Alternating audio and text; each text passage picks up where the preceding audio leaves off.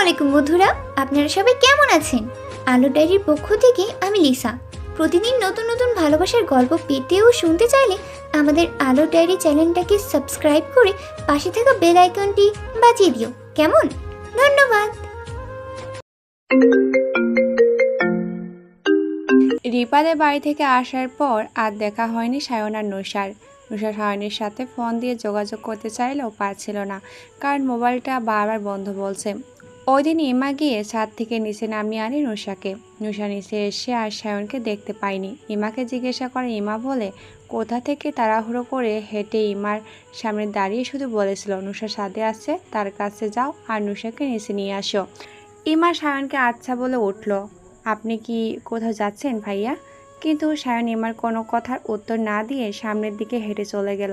আর ইমা আবলের মতো তাকিয়ে রইল। তার সাথে দাঁড়িয়ে থাকা নিশা তো এতক্ষণে সায়নের পিছু পিছু হাঁটছে। কিন্তু সায়ন রাস্তার কাছে এসে গাড়িতে উঠল। পিছনে পিছনে নিশাত অনেক ডাকাডাকি করলেও সায়নকে তার দিকে ফেরাতেই পারেনি।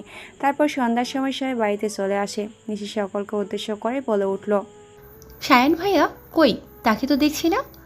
তখন সায়নের মা সবাইকে জানায় সায়ন এখন গাজীপুরে আছে, কি যেন আর্জেন্ট কাজ পড়েছে হঠাৎ করে, তাই কাউকে না জানিয়ে চলে গেছে। ওইখানে গিয়ে ফোন করে তাকে জানিয়ে দিয়েছে যাতে চিন্তা না করে। সায়নের এমন হঠাৎ করে যাওয়ার কারণ কেউ বুঝতে না পারলেও নুসা ঠিকই বুঝতে পারছে, তার জন্য সায়ন চলে গেছে। আসলে নুসা একটা বোকা মেয়ে, জ্ঞান বুদ্ধি কম তাই তো এত কাছে থেকেও বুঝতে পারল না তার সায়ন ভাইয়া যে তাকে এত ভালোবাসে। আর সবার দাওয়াত সায়নদের বাড়িতে। রিপাত নতুন জামাই, সেই সুবাদের সবার দাওয়াত। নুসা অনেক দিন পর যাচ্ছে সায়নদের বাড়ি। সায়নদের বাড়িতে তেমন মানুষ না থাকায় নুসা তেমন একটা যায় না, দাওয়াত দিলেও যায় না। মা বাবা নিষাদ গেলেও নুসা যেত না। তার একটাই কারণ, সায়ন ভাইয়া তো তখন নুসাকে দেখতেই পারত না। তাই একবারও দাওয়াতে কেউ নুসাকে যাওয়ার জন্য কেউ একবারও বলল না। তারা নিজেরা নিজেদের মতো করে রেডি হতে লাগলো। আর নুসা সোফায় বসে তাদের কার্যকলাপ দেখতে লাগলো আর ভাবতে লাগলো, প্রত্যেকবার যায় না বলে কি সে এবারও যাবে না? একটাবার বললে কি হয়, মুখ কি ক্ষতি হয়ে যাবে? নুসার ভাবনার মাঝে রিফাত তার পাশে এসে বলল, আরে নুসা, তুমি চুপচাপ বসে আছো যে, রেডি হও না, যাবে না নাকি? আসলে ভাইয়া। আর কিছু বলার আগে নিশাত বলে উঠল, একে বলে কোনো লাভ নেই রিফাত বড়। রিফাত নুসার থেকে চোখ সরিয়ে নিশাতের দিকে তাকিয়ে বলে উঠল, নুসাকে বলে লাভ নেই, কারণ নুসা যায় না। এ মা, কেন? নুসা এবার রিশাতের দিকে রাগী চোখে তাকিয়ে বলে উঠল, আগে যাইনি বলে যে আর কখনো যাব না এমন তো কথা কোনো দিনই বলিনি। তোমরা আমাকে একটা বার বলেছো রেডি হতে যে বলবো আমি যাব না? একবার বলেই দেখতে যাই নাকি না। শুধু শুধু মাথা নষ্ট করে কি লাভ? আমরা সকলেই জানা আছে তুই যে যাবি না। নিশি তাদের সাথে আস্তে আস্তে বলে উঠল। কথাটা নুসা আর রিমির দিকে তাকিয়ে রাগী কণ্ঠে বলে উঠল। বলে সোফা ছেড়ে রুমের দিকে চলে গেল। আর নিশি রিপাতের পাশে বসে মুখ হা করে বলে উঠল, কি রে ভাই, ভূতের মুখে রাম রাম বলে কি এসব? যে ব্যক্তি সায়ন ভাইয়ার এসএসসি পরীক্ষার ভালো রেজাল্ট পাওয়ার পর সবাইকে দাওয়াত দিয়েছে, তখন সে গেছে। তারপর আর কোনোদিন জোর করেও কেউ নিতে পারে নাই, আর আজ নিজ ইচ্ছে বুঝে সে যাবে। নিশা তো নুসা যাওয়ার পানে তাকিয়ে থেকে বলে উঠল। আমিও তো তাই দেখছি আপু। দুই ভাই বোনের এমন কাণ্ড দেখে রিপাত হাসতে হাসতে বলে উঠল, এখনই এতটা অবাক হলে চলবে না, সামনে আরো অবাক হওয়ার জিনিস আমাদের জন্য অপেক্ষা করছে। রিপাতের কথা শুনে দুই ভাই বোন এবার অবাক হয়ে রিপাতের দিকে তাকিয়ে একসাথে বলে উঠল। মানে?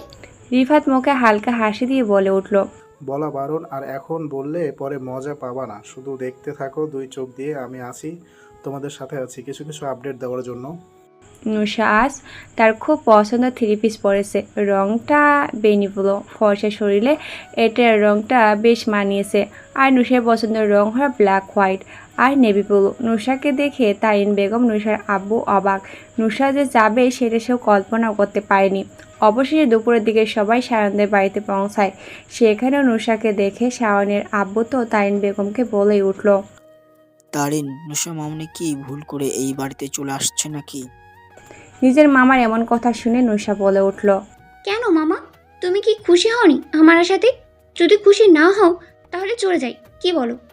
সায়নের আব্বু এবার কিছুটা এগিয়ে নুসার কাছে গিয়ে নুসার মাথায় হাত রেখে বলে উঠল, দেখো বোকামে কি বলে। আমার নুসা মামনি কতদিন পর আমাদের বাড়িতে আসছে, আর আমি খুশি হব না তা কি কখনো হয় নাকি? তুমি তো আমাদের বাড়িতে আসছই ভুলে গেছো। আমরা যখন তোমাদের বাড়িতে গিয়ে তোমাকে নিয়ে আসতে চাইতাম, আর তুমি পড়াশোনা, বান্ধবী, স্কুল কতই না বাহানা দিতে, সব ভুলে গেছো নাকি? আর এখন হঠাৎ করে আসলে তাই তো এইভাবে বলছি, রাগ করো না। শাওনের কোনো বোন নেই, না আছে খালাতো বোন, না আছে নিজের বোন, শুধু ফুফাতো বোন আছে দুটা। তাদের তাই শাওনের আব্বু আম্মু সবসময় চাইতো নুসাকে নিজের মেয়ে করে নেওয়ার। কিন্তু শাওন সবসময় বলতো শাওনের বোন করতে হলে নিশিকে বোন বানাতে নুসাকে না। আর নুসার আব্বু আম্মু নিজের মেয়েদেরকে অন্যদের হাতে দিতে তেমন একটা রাজি ছিল না, কারণ তাদের সামর্থ্য ছিল সবাইকে লালন পালন করার। তখন থেকে শাওনের আব্বু আম্মু নিশি আর নুসাকে নিজের মেয়ের মতোই আদর স্নেহ করেন। শাওনের আম্মু এসে তো নুসাকে জড়িয়ে ধরে বলেই উঠল, অবশেষে আমার মাটা আমার বাড়িতে আসছে। বাহ, আমাকে তো কারো চোখেই পড়ে না, সবাই শুধু নুসা মামনি আর নুসা মা। সে কখন থেকে শুরু করেছে, তাদের যে নুসা ছাড়া আরেকটা মেয়ে আছে সেটা ভুলে গেছে। বলে কি বিয়ে হওয়ার পর কি আমি এতটাই পর হয়ে গেছি তোমাদের কাছ থেকে? সবাইকে উদ্দেশ্য করে কথাটা বলে উঠল নিশি। নিশির কথা শেষ হতেই নিশাদ বলে উঠল, আমি তো বানের জলে ভেসে ভেসে আইছি, তাই আমার কোনো দামই নাই এখানে। কপালে হাত দিয়ে দুইটা বাড়ি দিয়ে বলে উঠল, সবই কপাল। আর যদি ছেলে না হয়ে মেয়ে হতাম তাহলে কতই না ভালো হতো। অন্তত সবার মামনি মা আরও কত কিছুই শুনতে পারতাম। ভাই বোনের কথা শুনে নুসা মামা মামির কাছে অভিযোগ সুরে বলে উঠল, দেখেছো মামা, দেখেছো মামি, আমার ভাইটা আর বোনটা কি হিংসুটে। আমার সাথেই নিজের ছোট বোনের সাথেই হিংসে করে। বলি কি আপু আর ভাই, তোমরা তো পৃথিবীতে আগে আগে আইসো, আর ভালোবাসা তো তখন আমার থেকে বেশিই পাইছো। তিন ভাই বোনের এমন মিষ্টি ঝগড়াঝাটি দেখে সবাই হাসতে হাসতে শেষ। তারিন বেগম হাসতে হাসতেই বলে উঠল, ভাবি, সায়ান কি আর বাড়িতে আসে নাই, নাকি এখনো গাজীপুরে আছে? ছেলেটাকে গতকাল ফোন দিয়েছিলাম, মোবাইল বন্ধ বলছে। না সায়ন বাড়িতে গতকাল রাত্রেই চলে আইছে। শরীরটা বেশি একটা ভালো না, জ্বর ঠান্ডা সব একসাথে আক্রমণ করছে। সায়নকে তো সহজে কোনো জ্বর ঠান্ডা কাবু করতে পারে না। এবার ঠিকই করেছে, কথাবার্তা কম বলছে আর খাওয়া দাওয়াও কম করছে। সায়ান ভাইয়ার সাথে আসো, করে আসি। চলো রেফাত ভাইয়া। কথাটি বলে নিশাদ রিফাতের হাত ধরে সিঁড়ি দিয়ে উপরে উঠতে লাগলো, আর তাদের পিছু পিছু নিশাও যেতে লাগলো। নুসাও তাদের দিকে তাকিয়ে বলে উঠল, শাহিন ভাইয়ের সাথে আমিও দেখা করে আসি, সবাই যেহেতু গিয়েছে।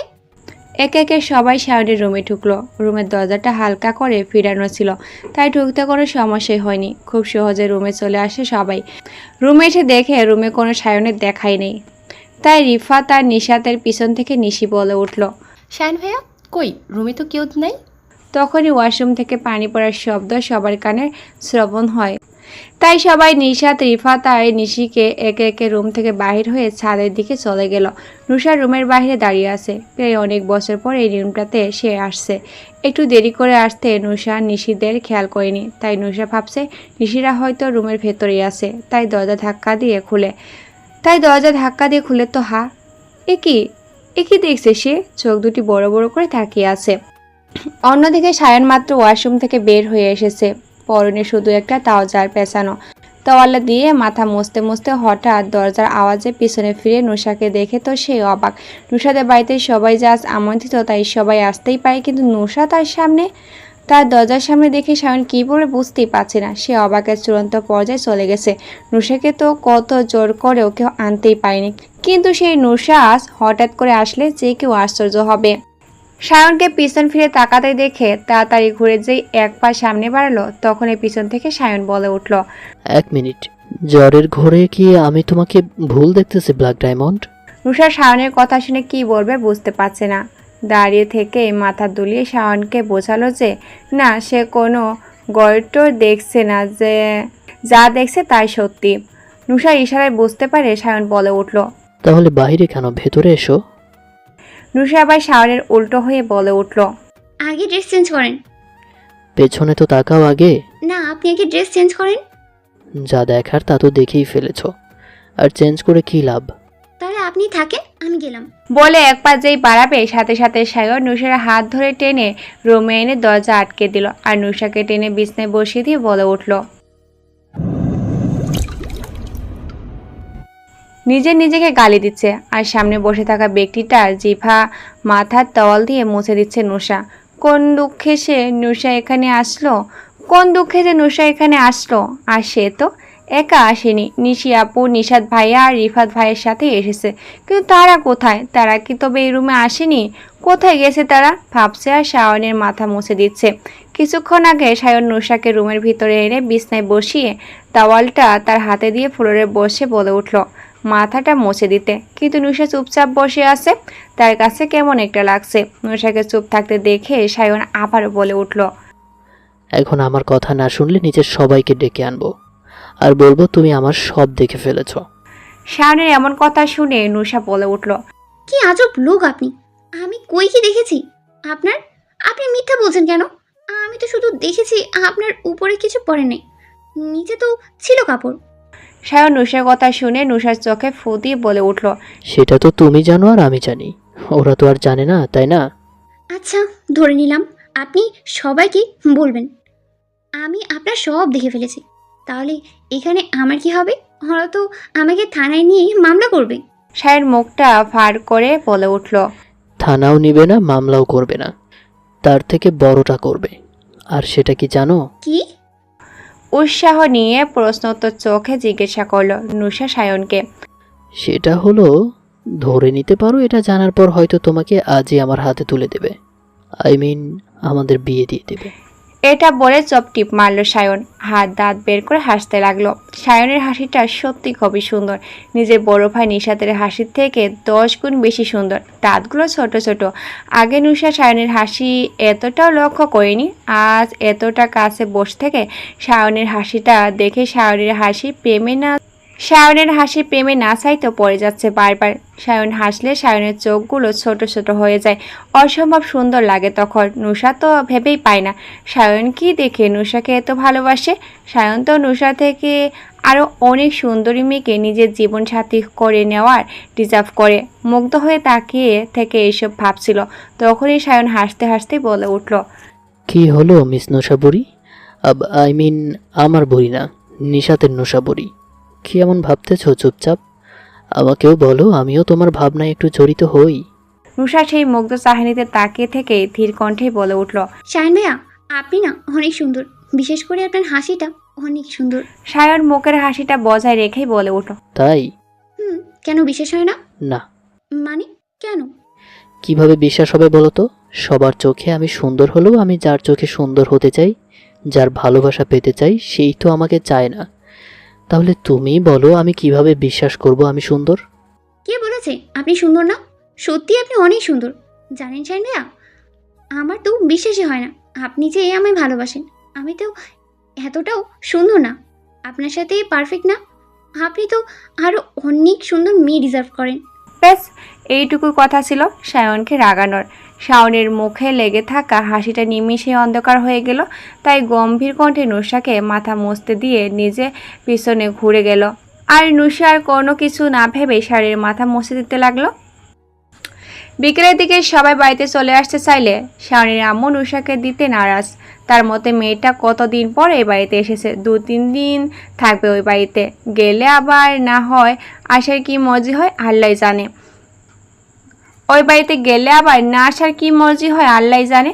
আর সামনে তো পরীক্ষা আছে, সহজে আসতেও পারবে না। তাই তিনি অনেক জোর করে বলছে নুসা যদি আজ না থাকে তাহলে উনি আর কখনো নুসাদের বাড়িতে পাও রাখবে না। শাওনের মায়ের সাথে সায়নের আব্বু বলে উঠল, নুসা চলে গেলে উনিও আর ওই বাড়িতে যাবেন না, রাস্তা থেকে বোনকে দেখে চলে আসবে। নুসা পড়েছে বড় একটা ঝামেলায়। মামা মামির বাচ্চামো কথাবার্তা শুনে না চলে যেতে পারছে আর না থাকতে পারছে একা একা। মামা মামি ঘুমিয়ে গেলে নুসা তো তখন একা। সায়ন অবশ্যই আছে। অবশেষে সবার অনেক জোরে জোরেতেই রাজি হলো নুসা এখানে থাকবে। এখন সমস্যা হলে সে তো কোনো কাপড় আনে নেই, আর এই কাপড় পরেও থাকতে পারবে না। তখন নিশা তার ডান হাত উঠিয়ে বলে উঠল, হাম হো না হাম তেরা ডে। আর কিছু বলার আগেই মামি বলে উঠল, হ্যাঁ হ্যাঁ নিশা, তুমি একটু দিয়ে যাবা, 1 সপ্তাহ থাকবে, পারে তাই 5-6 সিটে নিয়ে আসবা। ওকে মামি। সবাই নুসাকে বিদায় দিয়ে চলে গেল। সায়ন ওপরে নিজের রুমে চলে গেল নুসার দিকে একবার তাকিয়ে। শাওনের আব্বু বাইরে চলে গেছে তাদের সাথে। শাওনের আম্মু সবকিছু গুছগাছ করছে, পরিষ্কার করছে। দুপুরের খাবারের পর গোছানো হয়নি, তাই আবার রাতে রান্নার জন্য সবকিছু ব্যবস্থা করেছে। নুসা একা একা কি করবে, তাই মামির কাছে গিয়ে দাঁড়াতেই মামি বলে উঠল, একদম এখানে এসে মাপধরি করবে না, চুপচাপ গিয়ে কোথাও বসে থাকো, দরকার পড়লে টিভি দেখো। মামি, আমি টিভি দেখি না, তুমি জানো না। আর আমি একলা একলা বসে কি করব বলো? তার থেকে ভালো হয় না তোমার সাথে থেকে তোমাকে একটু সাহায্য করি। একদম দরকার নাই, তাহলে আমি কি করব? চুপচাপ দাঁড়িয়ে থাকো। তোমাকে এখানে কাজ করার জন্য রাখিনি তো যে কাজ করবে। নুসার কথা না বাড়িয়ে রান্নাঘর থেকে বের হয়ে সোফায় বসে মোবাইল দেখতে লাগলো। কিছু ভালো লাগছে না, সময় যেন যাচ্ছে না। বাড়িতে তো হুড় হুড় করে সময় চলে যায়, আর এখানে সময় যেন স্টপ হয়ে আসে, নড়াচড়া করছে না। মাগরিবে আজান পড়েছে, মসজিদ কাছে হয় আজানের শব্দটা বেশ স্পষ্ট জোরেই শোনা যাচ্ছে। তাড়াতাড়ি মাথার ওড়না দিয়ে মামি কি করে দেখতে বর্ষা থেকে উঠে দাঁড়ালো। তখনই দেখে সায়ন ভাইয়া সাদা পাঞ্জাবি আর সাদা প্যান্ট আর টুপি পরে সিঁড়ি দিয়ে নিচে নামছে। দুজনের চোখে চোখ পড়েছে। নুসা সায়নকে এমন সব সাদা পোশাক কখনো পরতে দেখেছে বলে মনে হয় না। সায়নকে যেন সব কাপড়ে অসাধারণ লাগে। কই আগে তো সায়নকে সহ্যই হতো না, এখন শুধু তাকিয়ে থাকতেই মন চায়। কেন এটাই নুসার মাথায় কাজ করছে না। সায়নকে দেখলে মেজাজ গরম হয়ে যেত, আর ইদানিং কিছুদিন হবেই সায়নকে চোখে হারায়। তাকে শুধু দেখতে ইচ্ছা করে, তার কণ্ঠ শুনতে ইচ্ছা করে। কেন এমন হচ্ছে তা নুসার অজানা, সম্পূর্ণভাবে অজানা। সায়ন নুসার সাইড দিয়ে যেতে যেতে বলে উঠল, এইভাবে কেউ কারোর দিকে তাকিয়ে থাকে, নজর লেগে যাবে তো নাকি? তখন তো আর নিজেও তাকাবে না। এইটুকু বলে চলে গেল। আর নুসা দাঁড়িয়ে থেকে ভাবতে লাগলো আর বিড়বিড় করে বলতে লাগলো, লোকটা কি কি বলে এসব? আমার কি খেয়ে দিয়ে আর কোনো কাজ নেই তার দিকে তাকিয়ে তাকে নজর লাগিয়ে দেব? কি ভাবে মিস্টার চৌধুরী নিজেকে? নায়ক? হ্যাঁ, নায়কের হাঁটুর সমান হয়েছেনি যে নায়ক হবে। নুসার বিড়বিড় শব্দ শুনে পিছন থেকে সায়নের মা বলে উঠল, নুসা, ওইখানে দাঁড়িয়ে থেকে কি বিড়বিড় করতেছো? নামাজ পড়বে না? আজান দিয়েছে তো, যাও রুমে গিয়ে নামাজটা পড়ে আসো। নুসা পিছনে ঘুরে বলে উঠল, জি মামি। বলে উপরে চলে আসলো। নুসাকে যে রুমটা দেওয়া হয়েছে থাকতে তার পাশের রুমটা সায়নের। রুমটায় ঢুকে তাড়াতাড়ি অজু করে নামাজটা আদায় করে রুম থেকে বের হয়ে সায়নের রুমে উকি দিয়ে দেখলো সায়ন ফিরে এসেছে কিনা, কিন্তু না, ভেতর থেকে কোনো সারা শব্দ হচ্ছে না। তাই রুমের ভিতরে এক পা এগিয়ে আবার পিছিয়ে নিল। যদি সে এখন রুমে যায় আর সায়নও চলে আসে তাহলে তো কেলেঙ্কারি হয়ে যাবে। তাই আর ভেতরে না গিয়ে দরজাটা হালকা করে দিয়ে যে তড়িৎ বেগতে পিছন ফিরবে তখনই কোনো কিছুর সাথে ধাক্কা খেয়ে পড়ে যেতে নিবে। সাথে সাথে সায়ন নুসাকে ধরে নিল, কারণ নুসা পিছতে গেলে দরজার সাথে লাগবে, আর দরজাটা যেহেতু দেওয়া না তাই দরজাটাও পিছিয়ে যাবে আর নুসা পড়ে যাবে, যার ফলে নুসা কোমরে অনেক ব্যথা পেয়ে যাবে। নুসা তো ড্যাব ড্যাব করে তাকিয়ে আছে সায়নের দিকে, যেন চুরি করতে গিয়ে চুর ধরা পড়ে গেছে সেই অবস্থা এখন তার। অন্যদিকে সায়ন চোখগুলো ছোট করে নুসার দিকে তাকিয়ে আছে। হঠাৎ করে কারেন্ট চলে গেল, এতে করে দুজনে আরও চুপ হয়ে আছে। দুইজনের একজনও এই হঠাৎ কারেন্ট যাওয়া নিয়ে প্রস্তুতি ছিল না। সব কিছু অন্ধকার হয়ে গেল। 3 দিন হলো আইপিএসের ব্যাটারিতে কি যেন একটা সমস্যা হয়েছে, তাই সেটা এখন জ্বালাচ্ছে না। নুসা আর সায়ন দুজনে বেকুব, কারণ এমন দিনে তো সহজে কারেন্ট যায় না। তাহলে আজ হঠাৎ করে এখন বা কেন কারেন্ট গেল? পুরোটা রুম অন্ধকারে ছেয়ে গেছে। এখনো দাঁড়িয়ে থাকা দুই মানবী চুপচাপ দাঁড়িয়ে আছে, নিঃশব্দে। সবকিছুই শান্ত। সায়ন নুসাকে ছেড়ে দিয়েছে। নুসা সায়ন থেকে ছাড়া পেয়ে যে পিছনে পা রাখলো, সাথে সাথে এই অন্ধকারের দরজার কোণার সাথে পায়ের সব থেকে ছোট্ট আঙ্গুলটায় গিয়ে লাগলো, আর নুসা সাথে সাথে মুখ দিয়ে শব্দ করে উঠল, উফ। সাথে সাথে সায়ন পকেট থেকে মোবাইল বের করে লাইট জ্বালিয়ে সামনে নুসার দিকে দিয়ে ব্যস্ত কণ্ঠে বলে উঠল, কি হয়েছে? ব্যথা পাইছো নিশ্চয়ই। শুধু শুধু কেন এই অন্ধকারে পিছনে পিছিয়ে গেলা? আর পায়ে ব্যথা পেলে আমি কি বাঘ ছিলাম যে খেয়ে ফেলবো? আরও কিছু বলতে নিচ্ছিল সায়ন, কিন্তু তার বলার আগে নিচ থেকে তার মার কথার শব্দ কানে আসছে। উনি সায়ন আর নুসাকে ডাকছেন। সায়ন নুসাকে ধরে বিছনায় বসিয়ে চার্জার লাইট জ্বালিয়ে ধমকে সরে বলে উঠল, একদম এখান থেকে উঠবে না, চুপচাপ বসে থাকো, আমি আসা অবধি। বলে চলে আসলো রুম থেকে। নিচে এসে দেখে পুরোটা বাড়ি অন্ধকারে সেয়ে গেছে, আর কারো করে সারা শব্দ পাওয়া যাচ্ছে না। তাই জোরে চিল্লিয়ে বলে উঠল, মা, না। শাওনের ডাকে এবার কোনো সারা শব্দই আসলো না। তাই কিছুটা সামনে আসতেই হঠাৎ করে শায়ন যেন থমকে গেল সামনে তাকিয়ে, কারণ তার মা নিচে অচেতন হয়ে পড়ে আছে। তাই আর দাঁড়িয়ে না থেকে দৌড়ে মার কাছে গিয়ে দেখলো কপাল থেকে রক্ত পড়ছে। শায়ন তার মার এমন অবস্থা দেখে মুহূর্তের মধ্যেই যেন থমকে যায়। সাথে সাথে হার্টবিট চেক করে দেখে সব কিছু ঠিক আছে, শুধু মাথায় আঘাত পাওয়ায় অজ্ঞান হয়েছে। তাই আর দেরি না করে মোবাইলটা এক হাতে নিয়ে 2 হাত দিয়ে মাকে কোলে তুলে নিল আর নিজের রুমে চলে গেল। এদিকে নুসা শায়নের ধমকে কেঁপে উঠছিল, তাই চুপচাপ বসে আছে আর ভাবছে নিজেকে যেন নুসার এখন অচেনা লাগছে। আগে নুসা আর এখনকার নুসাকে নুসা নিজেই মেলাতে পারছে না। নুসা যেন সব কিছু এলোমেলো লাগে। শায়নকে এখন কেন জানি নুসার অসম্ভব ভালো লাগে, তাকে থাকতে ইচ্ছা করে সব সময় তার দিকে। কয়েকদিন আগেও তো শায়নকে নুসা ভয় পেত, আর আজ হঠাৎ শায়নের এমন সামান্য ধমক শুনে কেঁপে উঠল। তবে কি নুসা আস্তে আস্তে শায়নকে ভালোবাসতে শুরু করলো? না না, আর কিছুই ভাবতে পারছে না নুসা, আর কোনো কিছু ভাবতেও চাইছে না।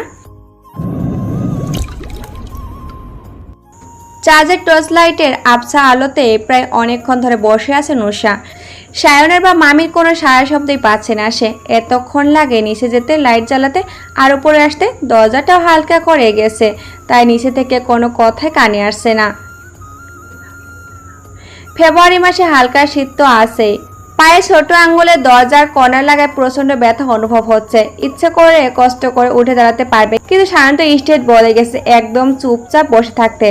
কতক্ষণ এভাবে একা একা বসে থাকা যায়? বিরক্ত লাগছে, প্রচন্ড বিরক্ত লাগছে। হাতটা একটু বাড়িয়ে টেবিল থেকে লাইটটা নিতে যাবে তার উদ্দেশ্যে, আর বসে থাকবে না, নিচে যাবে খুঁড়িয়ে খুঁড়িয়ে। শায়ন কিছু বললেও সে বলে দিবে এতক্ষণ চুপচাপ একা বসে থাকার মেয়ে না সে। তাই হাতটা বাড়িয়ে যেই লাইটটা নিবে, সাথে সাথে দরজা খোলার শব্দ এলো। সাথে হাতটা আবারও সরিয়ে নিয়ে যেই পিছনে খুললো, সাথে সাথে কেউ একজন তার নাকে মুখে একটা সুগন্ধি কাপড় দিয়ে চেপে ধরলো। গন্ধটা নুসার কাছে অসাধারণ লাগলেও তার চোখ মেলে তাকিয়ে থাকা সম্ভব হচ্ছে না। চোখে যেন না চাইতেও আপনি বন্ধ হয়ে আসছে। চোখের সামনে সবকিছু অন্ধকার হয়ে আসছে। তবে জ্ঞান হারিয়ে যাওয়ার আগে যতটুকু পারছে চোখ মেলে তাকিয়ে দেখার ও বোঝার চেষ্টা করেছে। রুমটা হালকা আলোকিত হওয়ায় আবারও চোখে ঘোলাটে হয়ে আসায় ভালো করে লোকটাকে দেখতে পায়নি নুসা। তবে যতটুকু বুঝলো লোকটা মাস্ক আর টুপি পরা, আর লোকটা নুসাকে কোলে নিয়ে কোথাও একটা যাচ্ছে। আস্তে আস্তে সবকিছু অন্ধকার হয়ে আসছে। নুসার চোখে আর কিছু অনুভব করেনি, কিছু দেখেনি, ঢলে পড়ে লোকটার বুকের মাঝে। অন্যদিকে শায়ন মাকে নিয়ে রুমে গিয়ে তাড়াতাড়ি শুয়ে দিল আর বিড়বিড় করে কিছু একটা বলতে লাগলো। কারেন্ট যাওয়ার আর সময় পেল না, গেল তো গেল, আর আসার খবর নেই। এদিকে উপরে নুসাকে একা রেখে এসেছে, আবার বাবা বাড়িতে নেই। মায়ের এই অবস্থা, ভালো করে আলো নেই, সবকিছু যেন শায়নকে পাগল করার জন্যই যথেষ্ট। শায়ন বুঝতে পারছে কি রেখে কি করবে, তাই তাড়াতাড়ি মোবাইলের লক খুলে ডায়ালে গিয়ে বাবার নামে সেভ করা নাম্বারে কল করে বসলো। 2 বার রিং হতে ওপাশের ব্যক্তিটা ফোন রিসিভ করে বলে উঠলো, হ্যালো শায়ান। হ্যাঁ বাবা, তুমি কোথায়? তাড়াতাড়ি একটু বাড়িতে আসো তো। আরে আমি তো চলে আসছি। কেন, কি হয়েছে? এইভাবে কথা বলছিস কেন? সব ঠিক আছে? তুমি তাড়াতাড়ি আসো। ফোনটা রেখে মোবাইলটা এমনভাবে রাখলো যেন ঘরটা একটু আলোকিত হয়। মায়ের পাশে বসে কপালের কাছে রক্ত লেগে থাকা জায়গায় রক্ত পরিষ্কার করে কাটা জায়গাতে লিকুইড অ্যান্টিসেপ্টিক লাগিয়ে দিল। তেমন বেশি একটা ক্ষত হয়নি। শায়নের ধারণা মতে তার মা হয়তো অন্ধকারে হাঁটার সময় কোনো কিছু লেগে ব্যথা পেয়েছে, আর এমনিতেই তার মা অন্ধকারে ছোট বাচ্চাদের মতো অনেক ভয় পায়, তাই সবসময় আলোর ব্যবস্থা করে রাখা হয়। কিন্তু 3 দিন আগে আইপিএস এর সমস্যা হওয়ায় এখন আর লাইট জ্বালাতে পারেনি। আর কে জানতো আজ হঠাৎ করে এমনভাবে কারেন্ট চলে যাবে। শায়ন মায়ের পাশে বসে মাথায় হাত বুলিয়ে দিচ্ছে আর বাবা আসার অপেক্ষা করছে। এইদিকে শায়নের আব্বু তাড়াতাড়ি বাসার দিকে ফিরছেন। তখন এই পাশে দিয়ে একটা গাড়ি দ্রুত গতিতে যাচ্ছে, আর ভিতর থেকে শুধু একটা কথাই কানে আসলো। কেউ একজন বলছে, মামা এখন কাজের অফিসে যাব না বাড়িতে? কথাটা কেউ জোরে বলায় হাঁটার মাঝেও শুনতে পেয়েছে সায়নের আব্বু, কিন্তু তেমন একটা পাত্তা না দিয়ে তাড়াতাড়ি বাড়ির ভিতরে ছুটে আসলেন। বাড়ির কাছে আসতেই উনি থমকে গেলেন, কারণ পুরোটা বাড়ি অন্ধকারে আচ্ছন্ন, কেমন একটা ভুতুরে বাড়ির মতো। কই, তার বাড়িতে তো গেটের মধ্যে লাইট থাকে, কিন্তু কই লাইট তো দেখতে পাচ্ছে না। কারেন্ট তো আছে আশেপাশের বাড়িতে, তাহলে তার বাড়ির এই অবস্থা কেন? আর মেন দরজাটা খোলা, দারোয়ান কই? মাথায় আসতে আশেপাশে তাকিয়ে দেখে গেটের কাছে চেয়ার উল্টে অচেতন অবস্থায় পড়ে আছে। তাড়াতাড়ি তার কাছে গিয়ে ডাকতে লাগলো, এই রুফু, রুফু। একাধারে ডাকেই যাচ্ছে, কিন্তু রফুর কোনো সারা শব্দ নাই। বেঁচে আছে নাকি মরে গেছে তা চেক করার জন্য নাকের কাছে হাতটা নিতে বুঝলো বেঁচে আছে, কিন্তু জ্ঞান নেই। তাই তাড়াতাড়ি চেয়ার ঠিক করে রাফুর হাতে নিজের কাঁধ রেখে রাফুকে নিয়ে বাড়ির ভিতরে চলে আসতে লাগলো। তখনই আবার ফোনটা বেজে উঠলো। তাই তাড়াতাড়ি শার্টের পকেট থেকে মোবাইল বের করে দেখে সায়নের নাম্বার থেকে ফোন, তাই রিসিভ করলো। রিসিভ করতে দেরি, কিন্তু মোবাইলের ওপাশ থেকে সায়ন কিছুটা রাগী সুরে বাবাকে বলে উঠলো, বাবা আর কতক্ষণ লাগবে? এখান থেকে আসতে এতক্ষণ লাগে, তাড়াতাড়ি আসো। সায়নের কথা শুনে সায়নের বাবা বলে, সায়ন, আমি আসছি। তুই কই? বাড়িতে লাইট নাই কেন? বাইরে তো কারেন্ট আছে, তাহলে আমাদের বাড়ি অন্ধকার কেন? আর রুফু, রুফু গেটের কাছে অচেতন অবস্থা পড়ে আছে কেন? কি হচ্ছে এসব? বাবার কথা শুনে সায়ন আশ্চর্য হয়ে গেল, আর মনে মনে শিওর হয়ে গেল যে কারেন্ট শুধু তার বাড়িতে গেছে, মানে হলো কার সাজে। কিন্তু কে করবে এমন? কেন চুর? এই সন্ধ্যার সময় চুর? হঠাৎ করে তার মাথায় নুসার কথা পড়ে গেল। নুসা তো একাই উপরে আছে, আর বাড়ির ভিতরে নিশ্চয় কেউ ঢুকেছে। কি করবে বুঝতে পারছে না, মাকে এভাবে ফেলে রেখেও যেতে পারছে না। আবার অন্যদিকে নুসাকে একা আছে এই চিন্তাও দূর হচ্ছে না। ওপাশ থেকে সায়নের বাবা বলেই যাচ্ছে, হ্যালো সায়ন, কথা বলছিস না কেন? এই সব কিছু ঠিক আছে তো নাকি? তুই কই?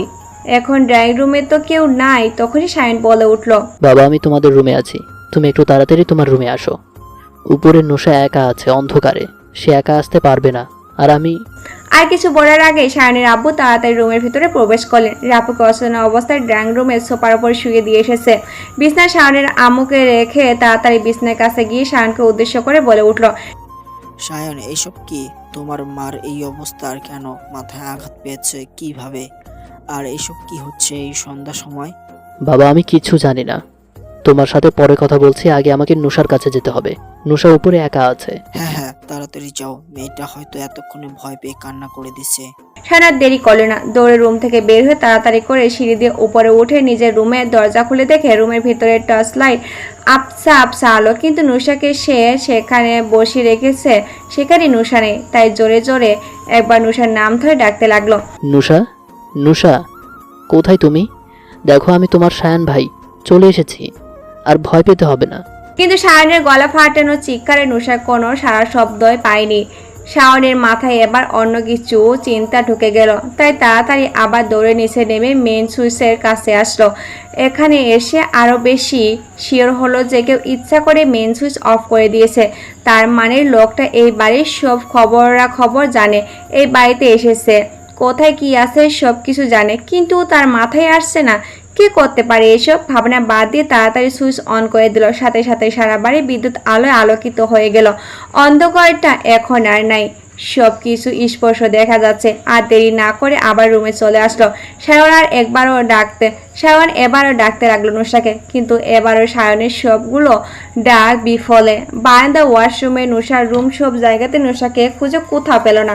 মনে মনে বিড়বিড় করতে লাগলো, নুশা, তুমি কোথায়? কেন আমি তোমাকে রুমে একা চুপচাপ বসিয়ে রেখে নিচে চলে আসলাম?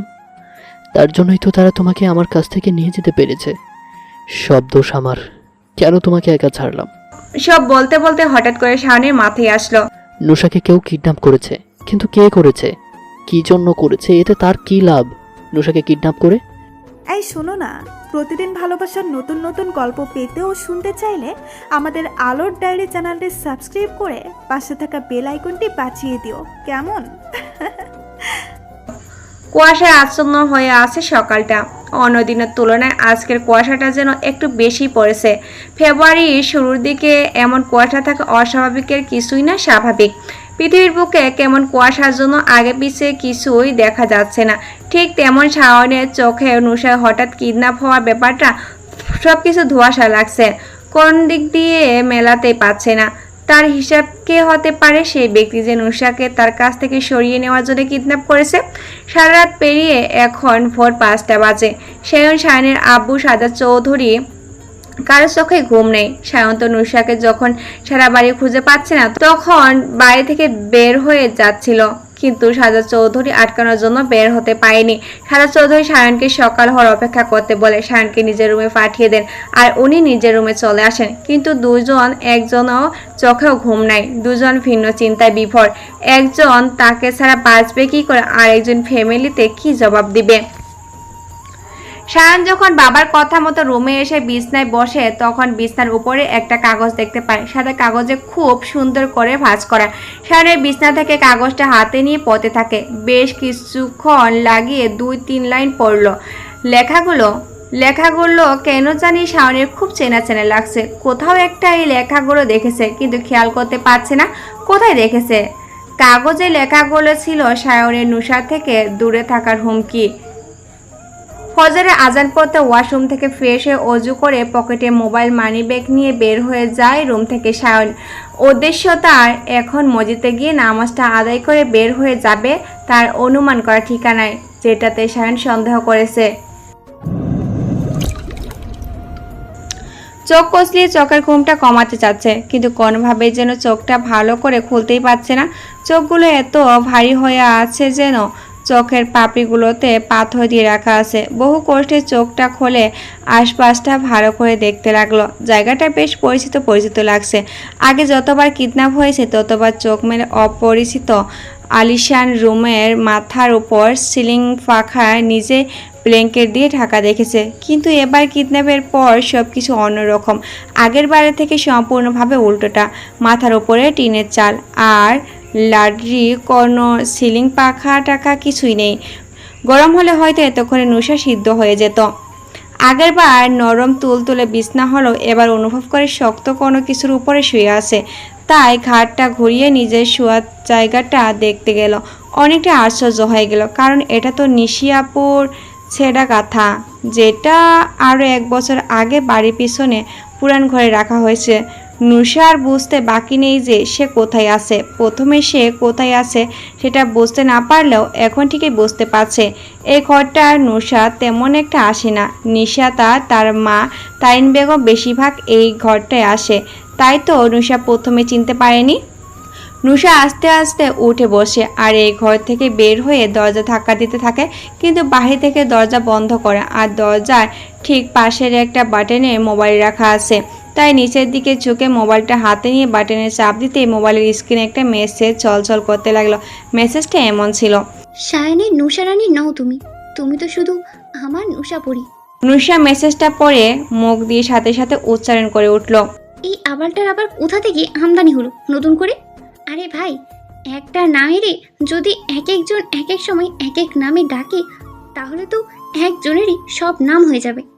আর একজনের এত নাম থাকলে বাকি মানুষগুলো কি নাম ছাড়া থাকবে? আমার ভাই বলে নুশাপুরি, আমার সায়ন ভাই বলে নুশারানী, এখন আবার এই আবার বলে সায়নের নুশারানী নও তুমি, তুমি আমার নুশাপুরি। আরে শোন ভাই, আমার আর কোনো পরি টরি নামের প্রয়োজন নাই, নুশা বুড়ি আর নুশা রানীই যথেষ্ট। নুশা দরজায় হাজারবার ধাক্কা দিলেও কেউ জানতেই পারবে না নুশা এদিকটাই আছে, কারণ এই ঘরটা একদম ব্যাক সাইডে। এদিকে দরকার না পড়লে কেউ তেমন আসে না, তাই গলা ফাটিয়ে ডাকলেও কেউ শুনবে না। নুশা ভাবতে থাকে, আবালটা আর যাই করুক মোবাইলটা দিয়ে ভালোই করেছে। এখন তাড়াতাড়ি করে কাউকে ফোন দিই। প্রথম নিশাদ ভাইয়ের নম্বরটা মোবাইলে উঠিয়ে ডায়াল দিতে একটা মিষ্টি মধুর কণ্ঠে একটা মহিলা ইংরেজিতে কিছু বকবক করে ফোনটা কেটে দিল। নুশা আবার বিড়বিড় করে বলে উঠল, আবার কি আর শুধু শুধু বলি, কিডন্যাপারকে মোবাইল দিছোস ভালো কথা, মোবাইলে যে টাকা নাই সেটা খেয়াল করবি না, অযথাই মোবাইলটা দিয়ে গেলি। এখন আমি কিভাবে এখান থেকে বের হব? প্রচুর খিদা পেয়েছে, গতকাল দুপুরে আমার পেটে খাবার গেছে, আর যায়নি। যেখানে শুয়েছিল ছিটা কাটাতে সেই জায়গাটা আবার বসে পড়ল নুসা। কি করে বের হবে এখন সেটাই ভাবতে লাগলো। হঠাৎ করে তার মাথায় একটা কথা মনে পড়ে যায়। স্কুলে ইমা আর নুসার ক্লাসে একটা মেয়ে বান্ধবী ছিল যার নাম তানিশা। এইদিকে নুসা আর ইমার কোনো বয়ফ্রেন্ড না থাকলেও তানিশার বয়ফ্রেন্ড ছিল। ওই স্কুলে দশম শ্রেণীর তখন তানিশা মাঝে মাঝে এই ছেলেটাকে রিকোয়েস্ট কল দিত। নুসা একদিন লিখে এনেছিল কিভাবে রিকোয়েস্ট কল দিতে হয়, সেটাই এখন ট্রাই করতে হবে, কারণ এছাড়া আর কোনো উপায় নেই এখন থেকে বের হওয়ার। মোবাইল কিভাবে এমার্জেন্সি ব্যালেন্স আনতে হয় সেটাও জানা নেই, তাই একে একে সবাই মোবাইলে রিকোয়েস্ট কল দিল যাদের নাম্বার মুখস্থ। কিন্তু ভাগ্য খারাপ হলে যা হয় আর কি একজনও ফোনটা ব্যাক করে না। তাই অবশেষে বাধ্য হয়ে সবাই সে সায়নের মোবাইলে ফোন দিল। সায়নের মোবাইল নাম্বারটা নিশি আপুর বাসা থেকে আসার পর অনেকবার ফোন দিতে দিতে মুখস্থ হয়ে গেছে। এদিকে সায়ন এখন একজনের বাড়ির সামনে এসে গাড়িতে থামিয়ে যে গেট দিয়ে বের হবে অমনি পকেটে মোবাইলটা বাজতে লাগলো। তাই তাড়াতাড়ি পকেট থেকে বের করে অবাক হয়ে যা নাম্বারটা দেখে আর ভাবতে থাকে এটা কিভাবে সম্ভব। ফোনটা বাজতে বাজতে কেটে গেল। সাথে সাথে সায়ন আর একটা পকেট থেকে নুসার মোবাইলটা বের করে দেখে নুসার মোবাইলটা ঠিক জায়গা থেকে, কিন্তু মোবাইলের সিম নেই। তাই আবার সাথে সাথে ওই নাম্বারে ফোন দিল। সায়নের কোনো রেসপন্স না পেয়ে হতাশা হয়ে বসে রইল।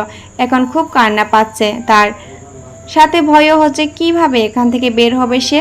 হাত দিয়ে দুই হাঁটু ধরে মাথাটা হাঁটুর কাছে রেখে কাঁদতে লাগলো। তখনই অন্ধকারে আশায় আলো হয়ে হাতে থাকা মোবাইলটা কাঁপতে লাগলো। সাথে সাথে মাথাটা উঁচু করে মোবাইল তাকিয়ে দেখলো সায়নের নাম্বার থেকে কল আসছে। নাম্বারটা দেখে ডান হাতের পিঠ দিয়ে চোখ মুছতে মুছতে একটা হাসি দিয়ে ফোনটা রিসিভ করে আবার কান্না কণ্ঠে বলে উঠল, শাহিন ভাইয়া। নুসার এমন কণ্ঠ শুনে সায়ন তো চায় যে অবস্থা, নুসার কোনো বিপদ হলো না তো, এটা ভেবে পাচ্ছে না সায়ন। নুসার কথা শেষে হতেই সায়ন বলে উঠল, নুসা রানী, তুমি কোথায়? কান্না না করে বলো। ভাইয়া আমি নিজের বাড়িতেই আছি। মানে? তাহলে কান্না করছো কেন? কোনো সমস্যা? বাড়ির সবাই ঠিক আছে তো? আমি এখনই আসতেছি। কথা বলতে বলতে সায়ন গাড়ি থেকে উঠে বসলো আর গাড়িটা ঘুরিয়ে নুসাদের বাড়ির উদ্দেশ্যে রওনা দিল। কানের কাছে এখনো ফোনটা রাখা আছে। সায়নের কথা শুনে ওইদিকে নুসা বলে উঠল, না না, আমি বাড়িতে আছি ঠিকই, কিন্তু আমি আমাদের ঘরের পিছনে যে পুকুরের পাশে টিনের একটা ঘর, সেই ঘরে আছি। বাইরে থেকে বন্ধ করা, তাই বের হতে পারছি না। আপনি প্লিজ তাড়াতাড়ি আসেন ভাইয়া, আমার খুব ভয় করছে আর প্রচুর ক্ষুধাও লাগছে। আমি খুবই ক্ষুধার্ত, আর কিছুক্ষণ এইভাবে থাকলে আমি জ্ঞান হারাবো। নুসার শেষের কথাটা শুনে সায়নের এই সিরিয়াস মুডে হাসি পাচ্ছে। তাই সায়ন হাজারো চিন্তা বাদ দিয়ে মুখের মধ্যে মুচকি হাসি তুলে বিড়বিড় করে বলে উঠল, কবে যে আমার এই পিচ্চি রানীটা বড় হবে আর আমার ঘরে সারা জীবনের জন্য আনবো। কিছু বলছেন ভাইয়া? ট্রেন থেকে বের হয়ে থরফরিয়ে বলে উঠল, না না, কিছু বলছিলাম না। তুমি আর কান্না করো না, আমি এখনই আসতেছি। তাড়াতাড়ি আসেন, আমার অনেক ক্ষুধা পেয়েছে। সায়ন মুচকি একটা হাসি দিয়ে বলল, আসছি, আর 10 মিনিট।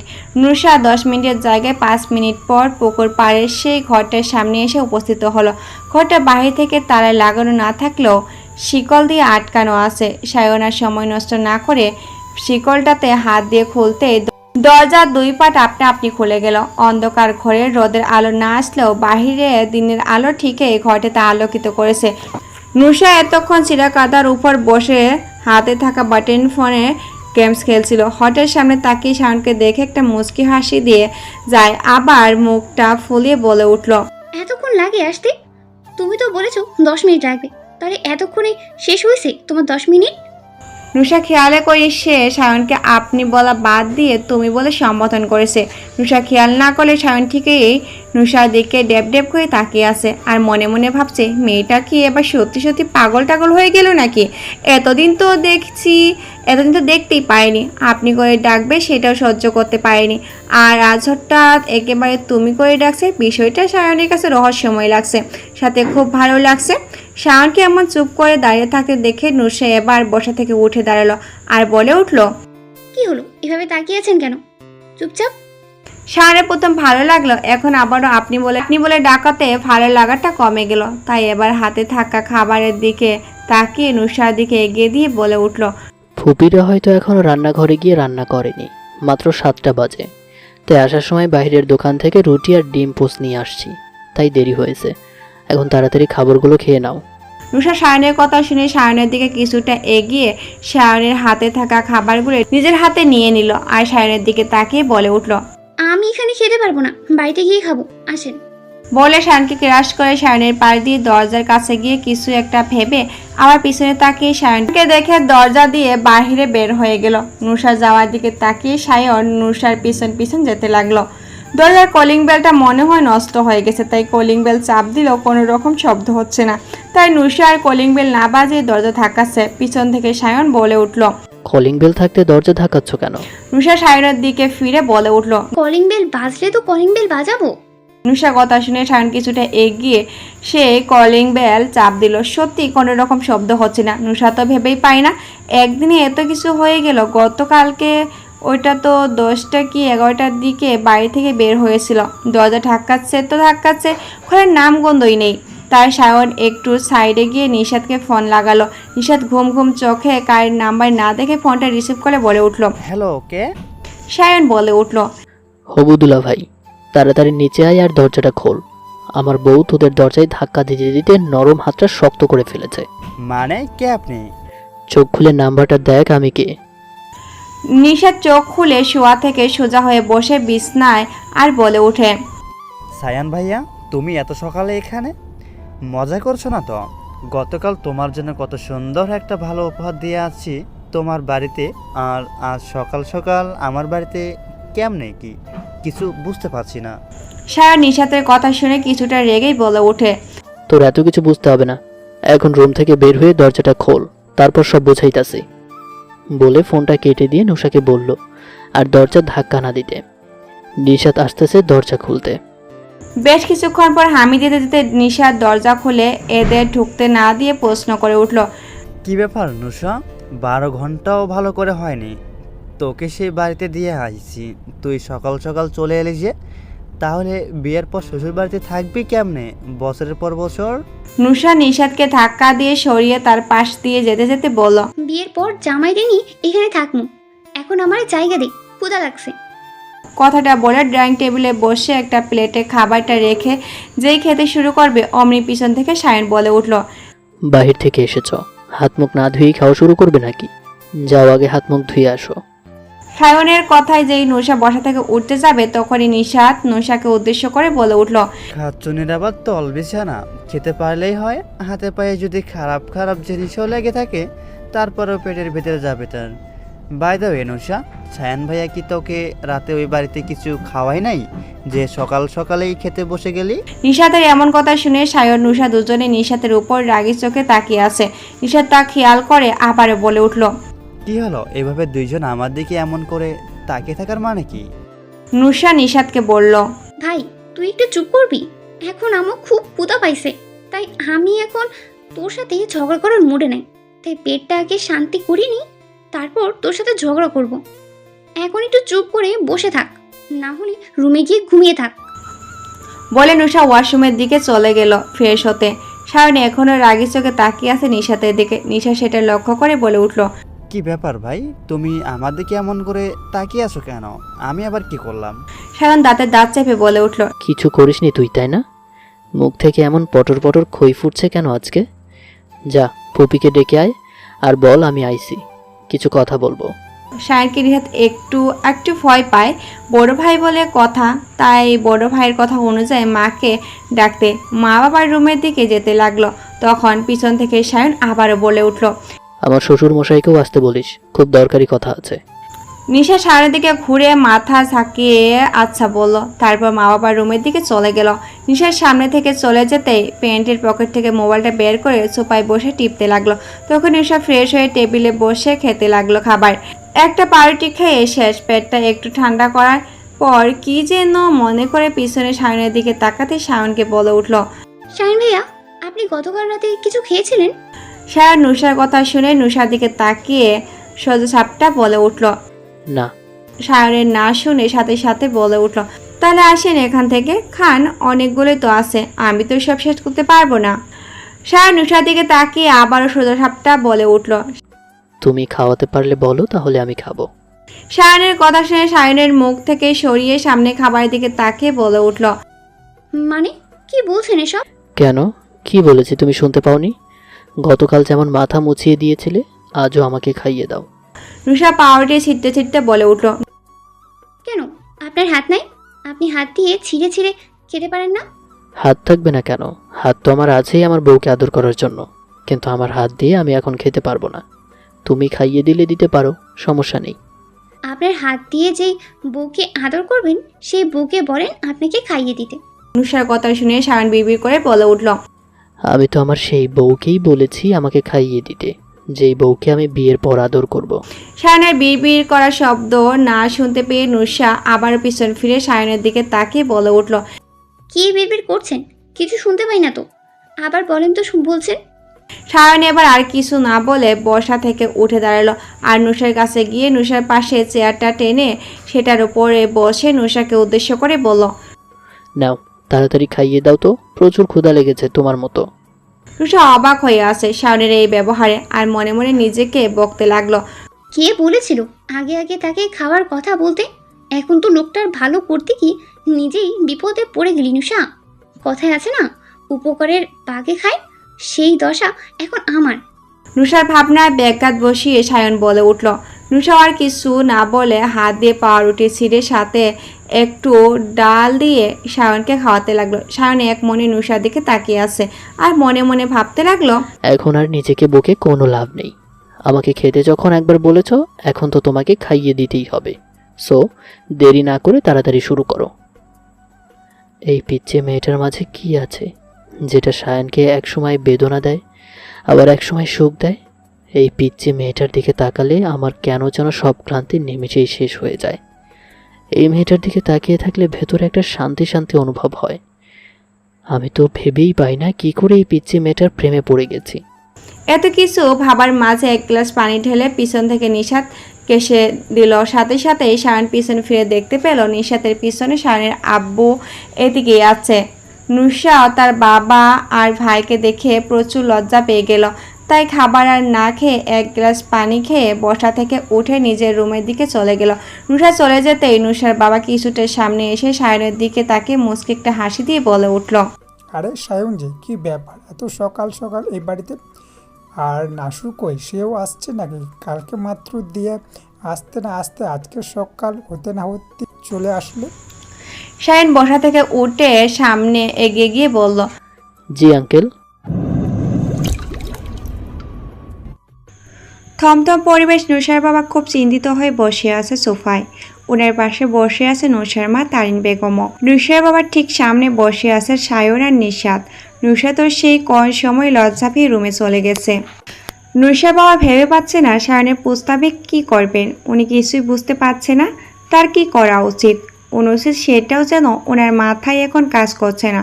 সবাই সায়নের প্রস্তাবের উত্তরে আশায় নুসার বাবার দিকে তাকিয়ে আছে। কি বলে উনি? এদিকে সায়নের অবস্থা নাজেহাল, হাত পা যেন কাঁপছে, হাত পা যেন কাঁপাকাঁপি করছে। পরীক্ষার রেজাল্টের সময়ও মনে হয় না রেজাল্টের জন্য এত চিন্তা করেছে সে, কিন্তু আজকে নুসার বাবার সামনে যেভাবে চিন্তিত হয়ে বসে আছে সে, নুসার বাবা খুব চিন্তিত হয়ে চোখ থেকে চশমাটা খুলে সায়নের দিকে তাকিয়ে বলে উঠল, নাসু কি তোমার প্রস্তাবে রাজি? সায়ন কিছু বলতে চাপে তার আগে তারিন বেগম বলে উঠল, আপনি রাজি থাকলে তো নুসাও রাজি। নুসার আব্বু তারিন বেগমের দিকে গম্ভীর চোখে তাকিয়ে আবার সায়নের দিকে তাকিয়ে বলে উঠল, সায়ন বাবা, তুমি তো জানো আমি নিশিকে আমার এক বন্ধু ছেলের সাথে বিয়ে দিতে চেয়েছিলাম, কিন্তু ভাগ্য মনে হয় নিশির সাথে ছিল না, তাই হয়তো হয়নি বিয়েটা। এতে অবশ্য আমি একটু লজ্জিত, কারণ আমার বন্ধুকে আমি কথা দিয়ে কথা রাখতে পারিনি। তখন কিন্তু আমার বন্ধু বলে যে নিশিকে না নিতে পারলেও নুসরাকে যাতে তাদের হাতে তুলে দিই। আমার বন্ধু ছেলেও নাকি নিশির থেকে নুসরাকে বেশি পছন্দ করেছে। নুসার বাবার কথা শুনে সায়নের পায়ের নিচ থেকে যেন মাটিগুলো আস্তে আস্তে সরে যাচ্ছে। সায়নের সেই ভয়টাই পাচ্ছিল, যেটাই হয়েছে সায়ন সেই ভয়টাই পাচ্ছিল আর সেটাই হয়েছে। সায়নকে চুপ থাকতে দেখে নুসার বাবা আবারও বলে উঠল, দেখো সায়ন বাবা, নিশি আর রিফাত তো দুজনকে ভালোবাসে, তাই না চাইতেও তাদের বিয়ে দিতে বাধ্য হয়েছি, কারণ তাদের বিয়েটা না হলে তিনটে সম্পর্ক নষ্ট হবে। সেটা তো তুমি আমাকে বুঝিয়েছিলে, মনে নেই তোমার? এখন দেখো, তুমি শুধু নুসরাতকে ভালোবাসো, কিন্তু আমার তো মনে হয় নুসরাত তোমাকে ভালোবাসে না, তাই এখানে 3টে জীবন নষ্ট হবে। একটু বোঝার চেষ্টা করো।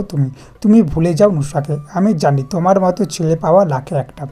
আমি তোমাকে সত্যি হাতছাড়া করতে চাইনি। তোমাকে আমার খুবই পছন্দ।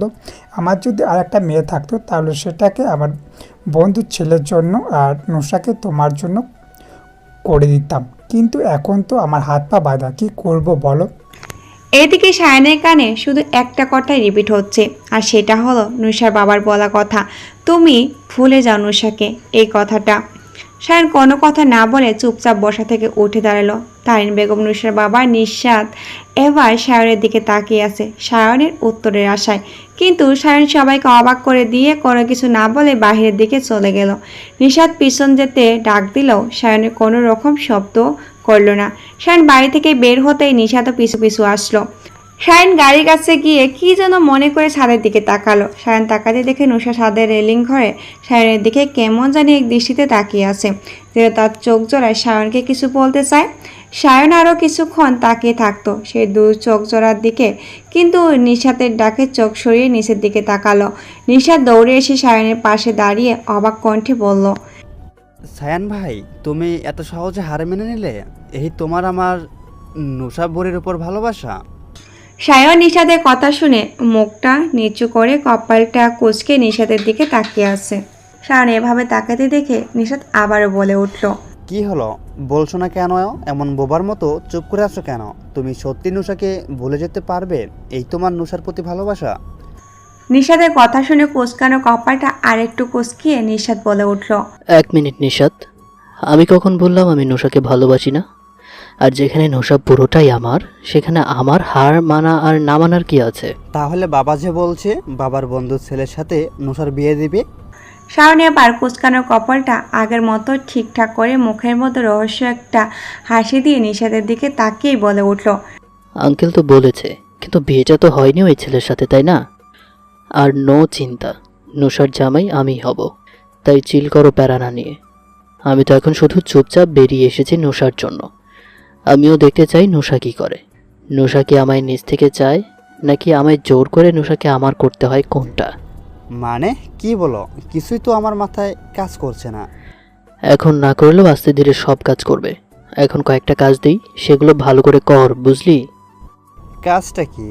সায়ন আবারও ছাদের দিকে তাকালো। নুসা এখনো দাঁড়িয়ে আছে নাকি? হ্যাঁ, নুসা এখনো দাঁড়িয়ে আছে, তাদের দিকেই তাকিয়ে আছে। তাদের কথা না শুনলেও তাদের দিকে কথাগুলো বোঝার চেষ্টা করছে কি কথা হচ্ছে এদের দুজনের মধ্যে। সায়নের চোখে দৃষ্টি অনুসরণ করে নিশাতও সেই দিকে তাকালো। দেখলো নুসা ছাদের রেলিং ঘেরে দাঁড়িয়ে আছে, তাদের দিকেই তাকিয়ে আছে। সায়ন নুসার দিকে তাকিয়ে একটা হাসি দিয়ে নিশাতের দিকে তাকালো, তারপরে বলতে লাগলো, ও একটা কথা যেন শুনে নিশাতও সায়নের থেকে বেশি হাসতে লাগলো। হাসতে হাসতেই বলে উঠল, সত্যি সায়ান ভাই, তোমার অনেক বুদ্ধি। আচ্ছা তাহলে আসি আমি। যেটা বলেছি সেটা কিন্তু ভালো মতো করবি, আর ফুপিকেও তার কাজটা বুঝিয়ে দিবি, আর আমি নিশিকে আর রিফাতকে সব বুঝিয়ে দিব। সায়নের কথা শুনে নিশাত হাসতে হাসতেই বলে উঠল, ওকে ব্রাদার, নো টেনশন, শুধুই এনজয়। নিশাতের এমন অর্ধেক ইংরাজি অর্ধেক বাংলা কথা শুনে সায়ন উপরে একবার ছাদের উপর চোখ রেখে নিশাতকে বাই বলে বাইকে উঠে বসলো। বাইকে বসার পরও এক পলক ছাদে দাঁড়ানো মায়াবী কর্নার চোখের দিকে তাকিয়ে গাড়ি স্টার্ট করলো আর নিজের গন্তব্যের দিকে চলে গেল। সায়ন চলে যেতে নিশাত একবার ছাদের নিশার দিকে তাকিয়ে বাড়ির ভিতরে চলে গেল নিজের কাজটা কমপ্লিট করতে। এদিকে নুসা ঘরে বসে থেকে ড্রয়িং রুমের সবার সব কথা খুব মনোযোগ দিয়ে শুনছে। সে তো অবাক হয়েছে সায়নের আজকের ব্যবহারে। যে ব্যক্তিটা তাকে আর কিছু ভাবতে পারছে না, যে ব্যক্তির তাকে আর কিছু ভাবতেই পারছে না, ইচ্ছে করছে গলা ফাটিয়ে কান্না করতে, কিন্তু কেন তার এত কান্না পাচ্ছে? বাবার বন্ধুর সাথে বিয়ে ঠিক হওয়ায়, নাকি সায়নের আজকে এমন ব্যবহারে, সেটাই বুঝতে পারছে না। সায়নকে বাড়ি থেকে বের হয়ে যেতে দেখে নুসা দৌড়ে ছাদের রেলিংয়ের কাছে চলে আসে। সায়নকে দেখে তার অবস্থা কী রকম, কিন্তু এখানে এসে তো নুসা সায়নকে দেখে হতভম্ব হয়ে গেল, কারণ সায়নের পিছনে নিষাদও আছে। আর দুজনে খুব হাসি করে কথা বলছে, যেন খুব খুশি কোনো কথা হয়েছে। নুসরাত তো আজকে সায়নকে দেখে অবাক হচ্ছে। সায়ন কি আদৌ নুসাকে ভালোবেসেছিল, নাকি সবটাই নাটক ছিল? না, আর মাথা কোনো কাজ করছে না। মাথা শুধু একটা জিনিসে ঘোরাঘুরি করছে, সেটা হলো সায়ন কেন নুসার বাবাকে জোর দিয়ে বলল না নুসাকে বিয়ে করার কথা। কেন সায়ন খুব সহজে মেনে নিল নুসাকে অন্য কারো হাতে দিতে। নুসার এখন খুব ইচ্ছা করছে এই বৃষ্টি নামুক আর সেই বৃষ্টির পানিতে তার চোখে নোনা জলগুলো ধুয়ে যাক। নুসার ছাদে আরও অনেকক্ষণ দাঁড়িয়ে থেকে নিচে নেমে রুমে চলে গেল। এদিকে সায়ন সেই বাটেন মোবাইল থেকে বেশ কয়েকটা ফিঙ্গার সাপ কালেক্ট করেছে। এখন তার সন্দেহজনক কয়েকজনের সাথে মিলে গেলেই সে খুব সহজে ধরতে পারবে। আর সায়নের সেই সন্দেহজনক লোক মোট 5 জন, আর সায়ন 4 জনের পিছনে 4টা লোক লাগিয়ে রেখেছে। আর স্পেশালি একজনের পিছনে নিশাদকে লাগিয়ে দিয়েছে, যেভাবেই হোক নিশাদ যেন ওই স্পেশাল লোকটার ফিঙ্গার কালেক্ট করতে পারে। তার জন্য ভয়াবহ থ্রেট দিয়েছে। থ্রেটটা হলে নিশাদ পারলে নিশাদের রিলেশনশিপটা বিবাহশিপ অবধি যাবে, আর যদি না পারে তাহলে রিলেশনশিপটা ব্রেকআপ অবধি যাবে।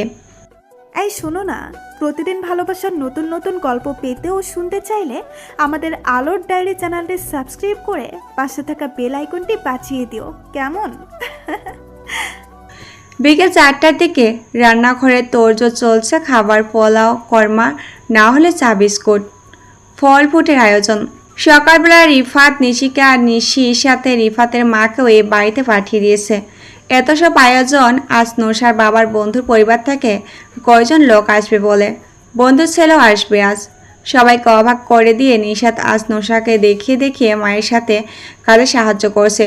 নুসরা চুপচাপ বসে বসে দেখছে এদের সব কীর্তিকলাপগুলো। আজ টু শব্দও করেনি, চুপচাপ বসে আছে। 3টার দিকে বাড়ির সামনে 2টা গাড়ি এসে থামলো। নুসার বাবা বাইরে বের হয়ে বন্ধু সমেত তার পরিবারের সবাইকে নিয়ে ঘরে ঢুকে তারিন বেগমকে ডাকতে লাগলেন। তারিন বেগম শাড়ির আঁচলে হাত মুছে মাথায় কাপড় দিয়ে তাদের সবার সামনে এসে দাঁড়িয়ে তাদেরকে উদ্দেশ্য করে বললেন, ভাই, ভাবি কেমন আছেন? আর বাবা, তোমরা কেমন আছো? একবার সবাইকে একসাথে প্রশ্ন করার সময় এইটুকু বিব্রত বোধ করলেন। রাজ্জাক হোসেন ব্যাপারটা বুঝতে পেরে মুখে হাসি ফুটিয়ে তারিন বেগমের দিকে তাকিয়ে বললেন, জি ভাবি, আমরা সবাই আলহামদুলিল্লাহ অনেক ভালো আছি। আর সামনে তো আরও ভালো থাকার দিন আসছে, কি বলেন হবু বেয়ান? নুসার বাবাকে উদ্দেশ্য করে কথাটা বলে উঠল রাজ্জাক হোসেন। নুসার বাবা মিরাজ আহমেদ রাজ্জাকের কথা শুনে হাসতে হাসতে বলল, একদম। রাজ্জাক হোসেন তার সহধর্মিণী আর 2 ছেলেকে নিয়ে মিরাজ আহমেদের বাড়িতে এসেছে। উনি যেন এই সুসংবাদটা চেয়েছিলেন যে মিরাজ আহমেদ যেন নিজ থেকে তাদেরকে বিয়ের প্রস্তাব নিয়ে আসতে বলেন। তাই তো গত রাত বলতে না বলতে আজকে আসবে বলে সকালে মিরাজ আহমেদকে জানিয়েছে রাজ্জাক হোসেন।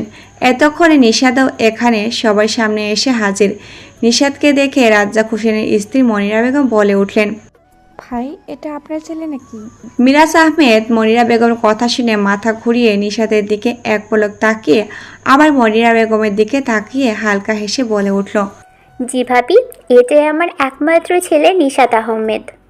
মনিরা বেগম মিরাজ আহমেদের কথা শুনে নিশাদের দিকে তাকিয়ে দাঁত বের করে হেসে বলে উঠল, মাশাআল্লাহ, আপনার ছেলে না হয়ে মেয়ে হলে ভালোই হতো, আমি আমার ছেলের জন্য নিয়ে যেতাম। মনিরা বেগমের কথা শুনে এখানে উপস্থিত সবাই খুব অস্বস্তিতে পড়ে গেছে, বিশেষ করে নিশাদ।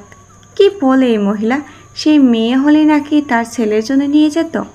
মনিরা বেগম এখনও তাকিয়ে আছে নিশাদের দিকে। সেটা লক্ষ্য করে রাজ্জাক হোসেন তার স্ত্রীকে হাত দিয়ে ধাক্কা দিয়ে স্বাভাবিক করে, তার বউয়ের একটা অভ্যাস নাকি রোগ সেটাই বুঝতে পারে না।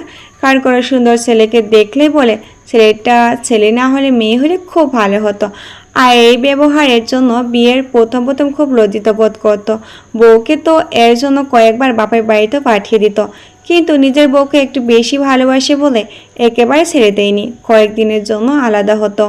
রাজ্জাক হোসেন এই প্রসঙ্গ বাদ দিয়ে একটা ছেলের দিকে হাত দিয়ে ইশারা করেই বলল, আমার বড় ছেলে মাহমুদুল হাসান সিফাত, আর পাশেরটা ছোট ছেলে মাহমুদুল হাসান ইফাত। পরিচয় দিতে সিফাত মুখে হাসি বজায় রেখে বলে উঠল, আসসালামু আলাইকুম, ভালো আছেন? সিফাতের কথা শুনে মিরাজ আহমেদ বলে উঠল, এই তো আলহামদুলিল্লাহ ভালো আছি, তুমি কেমন আছো বাবা? আলহামদুলিল্লাহ ভালো। কথা বলে মাঝে নিশি হাতে শরবত নিয়ে হাজির হলো। নিশিকে দেখে মিরাজ আহমেদ নিশিকে দেখিয়ে বলে উঠল, এটা আমার বড় মেয়ে নিশি আহমেদ। ভাই, আপনার বড় মেয়ের তো বিয়ে হয়ে গেছে, তাকে দেখে তো আমাদের আর লাভ নাই। যাকে দেখতে এসেছি সে কই? আপনার ছোট মেয়ে? আর আপনার ছোট মেয়ে থাকতে আপনার বড় মেয়ে কেন আমাদের জন্য খাবার নিয়ে আসবে? মরিয়া বেগমের কথা শুনে রাজ্জাক হোসেন আর তার দুই ছেলে হতভম্ব হয়ে গেল। কী সব বলছে কখন থেকে? শিপাত তো বাবার দিকে রাগি চোখে তাকিয়ে আছে। তার ভয় হচ্ছে মায়ের জন্য না তার আবার বিয়েটা ভেঙে যায়। ছেলের চোখের রাগ দেখে রাজ্জাক মিনমিন করে মিনুরা বেগমের দিকে মুখটা নিয়ে বলে উঠল, বার আরেকটা বাজে কথা বলবা তাহলে বাড়িতে গিয়ে তোমার খবর আছে। মরিয়া বেগম স্বামীর এমন কথা শুনে স্বামীর মতো বিড়বিড় করে বলে উঠল, আমি কি ভুল কিছু বলেছি নাকি? আমরা তো বেড়াতে আসি নাই, এখানে মেয়ে দেখতে এসেছি। আর নিয়ম তো মেয়ে শরবত চা পানি নিয়ে আসবে, আর বাকি জিনিস অন্যরা আনবে। কিন্তু এখানে তো মেয়ের বড় বোনই পানি নিয়ে আসলো। রাজ্জাকের মাঝে মাঝে মনে হয় কোন দুঃখে এই মায়াটাকে ভালোবেসেছিল। ব্যাককাল মানুষ কিছু বোঝে না, তারাও এর থেকে ভালো মনে করছে। এখন রাজ্জাক হোসেন রাজ্জাক আর কিছু না বলে নিজের আঙ্গুল দিয়ে মনিরা বেগমকে চুপ থাকতে বলে। সামনে টেবিলের উপর থেকে গ্লাস নিয়ে খাওয়া শুরু করে দিল। আর এই টপিক বাদ দিয়ে অন্য কথায় চলে গেল। বাবাই দেখা দেখি শিপাত ইফাত দুজনেই গ্লাস নিয়ে খাওয়া শুরু করলো। শিপাতের সামনে দাঁড়িয়ে থেকে সব কিছু লক্ষ্য করছে, পিছন থেকে নিশিও লক্ষ্য করেছে। স্বামী ছেলেদের দেখা দেখি মনিরা বেগমের গ্লাস নিয়ে খাওয়া শুরু করলেন। সবার খাওয়া শেষ হতে টেবিল থেকে ট্রেটা নিয়ে রান্নাঘরের দিকে চলে আসতে নিল নিশাত। হাতে ইশারা করে নিশাতের দিকে তাকিয়ে মুখে রহস্যময় হাসি দিয়ে বলে উঠল, আপু মিশন কমপ্লিট। নিশাতের কথা শুনে নিশিও মুখে হাসি নিয়ে হাতের দ্বারা ইশারায় বোঝালো পরের কাজটা তাড়াতাড়ি করতে। নিশির কথা বুঝতে পেরে নিশা তার দেরি না করে ট্রে থেকে একটা গ্লাস নিয়ে রান্নাঘরের জানলার কাছে গিয়ে বলে উঠল, ব্রো আমার মিশন কমপ্লিট। এবার অন্তত আমার দিকটা বিবেচনা করে সামনে এগিয়ে নিয়ে যাওয়ার চিন্তা করো। জানালার ওই পাশে থাকা লোকটা মুখে রহস্য মাখা হাসি নিয়ে হাতটা নিশাতের দিকে এগিয়ে চোখে মুখে ইশারা করে বোঝালো নিশাতের হাতে থাকা জিনিসটা তাকে দিতে। নিশাতও তা বুঝতে পেরে মুখে হাসি রেখে জিনিসটা একবার দেখে জানলার ফাঁক দিয়ে এগিয়ে দিল লোকটার দিকে। লোকটা সেটা হাতে নিতেই টেবিল মার্কা একটা হাসি দিয়ে সরে গেল জানলার কাছ থেকে। এবার অন্তত নিয়ে তো আইনসা মামনিকে। রাজ্জাকের কথা শুনে মাথা দলিয়ে পিছনে ফিরে তাকিয়ে ডেকে বলে দিল নুষাকে নিয়ে আসতে। বাবার কথা মতো নিশিও নুষার রুমের দিকে এগিয়ে গেল। চুপচাপ ব্যালকনিতে দাঁড়িয়ে বাইরের দিকে তাকিয়ে আসে। নিজের সাথে যুদ্ধ করে এটা বোঝাতে পারছে না সেও সায়নকে ভালোবাসে ফেলেছে, কিন্তু তার কাছে মনে হচ্ছে সে খুব দেরি করে ফেলেছে সায়নকে ভালোবাসতে। এসব কিছু ভাবনার মাঝে দরজা খুলে ভিতরে এসে নুষাকে ডাকতে লাগলো নিশি। নুষার কোনো রেসপন্স না পেয়ে বেলকনিতে এসে নুষাকে এভাবে দাঁড়িয়ে থাকতে দেখে তার পাশে দাঁড়িয়ে বলে উঠল, এত করে ডাকতেছি, চুপ করে আসিস কেন? হঠাৎ নিশির কথা শুনে পাশে তাকিয়ে নিশিকে দেখেই বলে উঠল, তুমি তুমি কখন এখানে এলে? আমি যে এত করে ডাকছি তুই শুনিস নাই? খেয়াল করি নাই, কিছু বলবে? নুষার কথা শুনে বড় বোন হিসাবে একটু হলেও বুঝতে পারছে তার ছোট বোনটার যে কোনো একটা কারণে কষ্ট হচ্ছে। তাই নিশি সরাসরি নুষাকেই বলে দিল, নুষা, একটা সত্য কথা বলতো, তুই কি শায়ন ভাইকে ভালোবাসিস? নিশির মুখে এমন কথা শুনে থমকে তাকিয়ে আছে নিশির দিকে নুষা। কি বলবে নুষা? নিশিকে সত্যিটা বলবে নাকি মিথ্যা বলবে বুঝতেই পারছে না। নুষাকে চুপ থাকতে দেখে আবারও বলে উঠল, দেখ নুষা, চুপ করে থাকবি না, যা বলার সরাসরি সত্যি কথা বলে দে।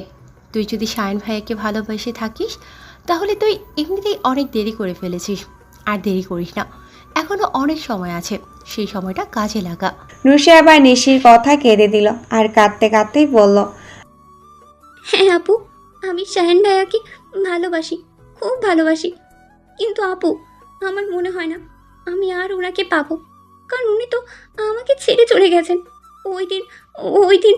আর আব্বুর বন্ধুর ছেলের সাথে ও তো।